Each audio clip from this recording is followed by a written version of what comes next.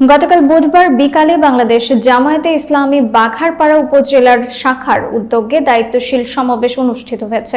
বাঘারপাড়ার উপজেলার আল হেলাল ট্রাস্ট মাঠে এ সমাবেশ অনুষ্ঠিত হয়। শহীদুল ইসলামের তথ্যচিত্রে দেখুন বিস্তারিত।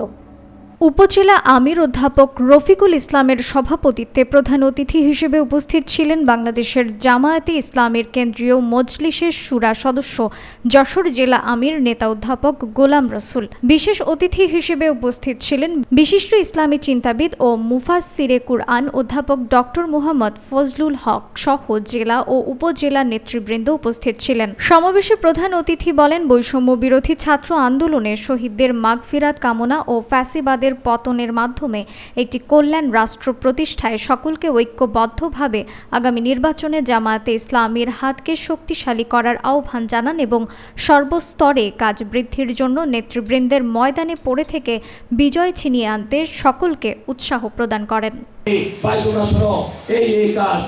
এইভাবে আমরা রিকশায় চলবো, ভ্যানে চলবো, যেখানে হাটে ঘাটে বাজারে যেখানে যাই গণসংযোগ দাওয়াতি কাজ এই জন্য আমরা উত্তম কৃষকের ভূমিকা পালন করব ইনশাআল্লাহ।